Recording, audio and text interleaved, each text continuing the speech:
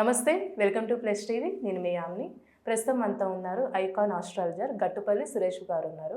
మరి గురుగారితో మాట్లాడి మనకున్న సందేహాల గురించి అడిగి తెలుసుకుందాం. నమస్కారం గురుగారు. జై శ్రీమన్నారాయణ. గురుగారు, ఈ సంవత్సరం మనకి విశ్వావసునామ సంవత్సరం. అయితే 12 రాశుల వరకు చూసుకున్నట్లయితే కన్యా రాశి వారికి ఏ విధంగా ఉంటుంది? అదేవిధంగా గురుగారు, మనకి షష్టగ్రహ కూటమి రాబోతుంది. ప్రభావం ఏ విధంగా ఉంటుందంటారు? అయితే మనకి ఈ షష్టగ్రహ కూటమి అనేది రావటం, అలానే మునుపటి రోజునే షష్టగ్రహ కూటమి, ఆ తర్వాత రోజునే మనకి ఉగాది అనేది వస్తుందన్నమాట. అంటే 29వ తారీఖు షష్టగ్రహ కూటమి, 30వ తారీఖు మార్చిన మనకి 25 సంవత్సరం 2025న మనకి ఉగాది అనేది వస్తుంది. అయితే ఉగాది మనకి ఇప్పుడు విశ్వవాసునామ సంవత్సరం. ఇది విశ్వవాసునామ సంవత్సరం. దీంట్లో ద్వాదశ రాశుల్లో ఒకటి కన్యా రాశి. ఈ కన్యా రాశి వారికి ముఖ్యంగా మనం చూసినట్టయితే కనుక ఆదాయం 14 గాను, వ్యాయం 2 గాను, రాజ్యపూజ్యం 6 గాను, అవమానం కూడా 6 గాను పరిగణిస్తుంది. ఇది వచ్చేసి మనకి గణిత శాస్త్రం అంటారన్నమాట. ఆస్ట్రాలజీలో వచ్చేటువంటి గణిత శాస్త్రం గ్రహాల యొక్క స్థితిగతులను బట్టి వాటి యొక్క నెంబర్లు అనేది మనము ప్రెడిక్షన్గా ఇవ్వడం జరుగుతూ ఉంది.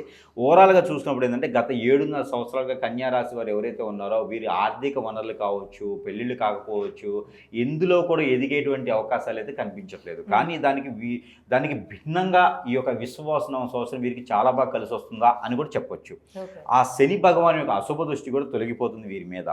కావున మార్చి 29వ తారీఖున శని భగవానుడు కుంభరాశి నుంచి మీనరాశికి రావడంతో షష్టగ్రహ కూటమి ఏర్పడంతో ఈ షష్టగ్రహ కూటమి ఏర్పడిన దగ్గర నుంచి కన్యారాశి వారికి శని భగవాన్ యొక్క అశుభ దృష్టి కూడా తొలగిపోయేసి శుభదృష్టిగా ఉండేలా ఉంటుంది. కాబట్టి వీరి మీద శుక్రుని యొక్క శుభదృష్టి, బుధుని యొక్క శుభదృష్టి కూడా బాగా ఉంటుంది. కాబట్టి వీరు మాటలతోనే డబ్బు సంపాదించడం విధి విధానాలు ఎక్కువగా ఉంటాయి.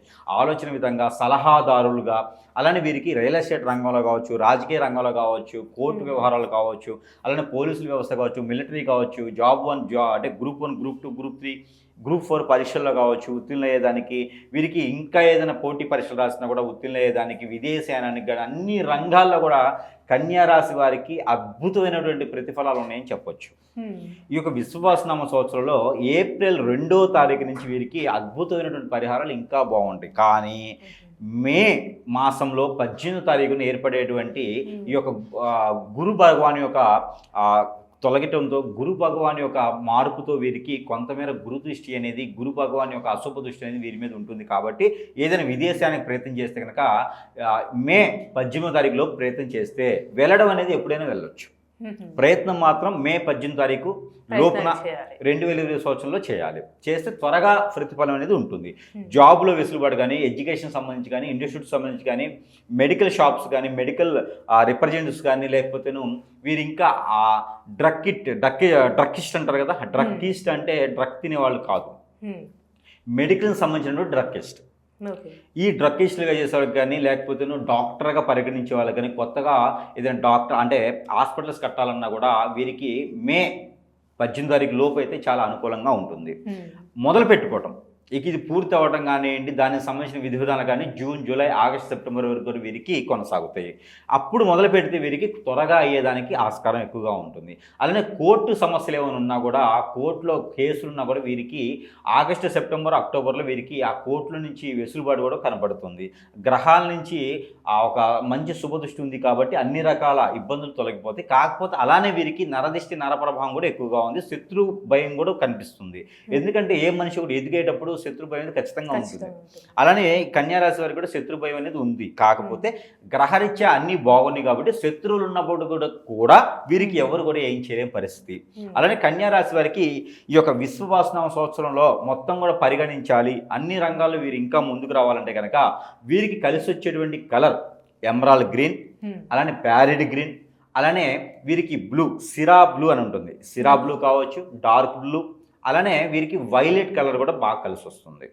ఈ కలర్స్ వీరికి ఈ సంవత్సరం మొత్తం మంచి పని కోసం వెళ్ళేటప్పుడు ఈ కలర్స్ ధరించి వెళ్తే కనుక ఆ కలర్స్ ఉన్నటువంటి మాల కావచ్చు, ఆ కలర్స్ ఉన్నటువంటి జేబు మాల కావచ్చు, ఆ కలర్స్ ఉన్నటువంటి చిన్నపాటిది ఏదైనా స్టోన్ లాంటివి పెట్టుకున్నా కూడా వీరికి కలిసి వస్తుంది, పాజిటివ్ వస్తుంది. అలానే వీరికి మంగళవారం, గురువారం, శుక్రవారం చాలా మంచి కలిసి వస్తుంది. అలానే వీరికి 4, 8 వీరికి బాగా కలిసి వస్తుంది. అలానే వీరికి 4, 8 అంటే కూడా 1726 కూడా వీరికి బాగా కలిసి వస్తుందని చెప్పొచ్చు. అలానే ఈ సంవత్సరం మొత్తం కూడా వీరు ఇంకా బాగా పరిగణించాలంటే కనుక సుబ్రహ్మణ్య స్వామి వారికి లేదా నాగపడికలకి లేదా కుమారస్వామి వారికి, అయ్యప్ప స్వామి వారికి, అమ్మవారికి, మానసదేవి అమ్మవారికి, మేడి చెట్టుకి, మర్రి చెట్టుకి, మారేడు చెట్టుకి, అలానే జిల్లేడు చెట్టుకి అయినా సరే వీరు ప్రతినిత్యం కూడా పాలు కానీ నీరు కానీ పోయటం ద్వారా వీరికి మంచి జరుగుతుంది. గంధధారణ ప్రతిరోజు కూడా వీరు గ్రంథాన్ని బొట్టులా పెట్టుకుంటే వీరికి బాగా కలిసి వస్తుంది.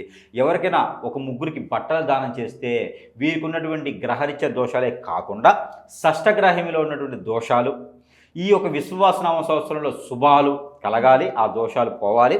అలాంటి వీరికి ఒక ముగ్గురికి బట్టలు దానం చేయాలి, ఒక్కొక్కరికి 2 చొప్పున. అంటే బ్లౌజ్ పీసు, శారీ లేదా ప్యాంటు, షర్టు, ఇలాగా ఎవరికైనా ముగ్గురికి బట్టలు దానం చేయడం ద్వారా వీరికి మంచి జరిగేదానికి ఎక్కువ ఆస్కారం కనబడుతుంది. గురువారం కానీ గురువారం కానీ శనివారం కానీ బట్టలు దానం చేయొచ్చు. ఇలా సంవత్సరం మొత్తం చేయాలి. అలానే వీరికి ఇంకొక రెమెడీ కూడా ఏంటంటే, మనం ఇందా చెప్పినట్టే సుబ్రహ్మణ్య స్వామికి, మానసదేవి అమ్మవారికి వీరికి పాలాభిషేకం చేయాలి, తర్వాత బట్టలు దానం చేయాలి. అలానే గోధుమ రొట్టెలు రోజుకి 2 అయినా లేదా మంగళవారం శనివారం అయినా సరే 2 రొట్టెలు కుక్కలకి వేయడం ద్వారా వీరికి మంచి జరుగుతుంది. వీరికి కోరికలు ఏమైనా ఉంటే కనుక తేనెతో, వీరికి దోషాలు ఏమైనా ఉంటే ఉల్లిపాయ రసంతో రాసి కుక్కలకి లేదా ఆవులకి తినిపించిన ద్వారా ఆ కోరికలు త్వరగా తీరేదానికి ఎక్కువ ఆస్కారం ఉంది. ఈ సంవత్సరం మొత్తం కూడా వీరు ఇలాంటి చిన్న చిన్న పరిహారాలు చేసుకొని కన్యారాశి వారు కూడా ఈ యొక్క విశ్వవాసనామ సంవత్సరంలో అదృష్టవంతయ్యేదానికి ఆస్కారం ఉంటుంది. కాబట్టి చిన్న చిన్న పరిహారాలు చేసుకుని అదృష్టవంతులు అవ్వచ్చు.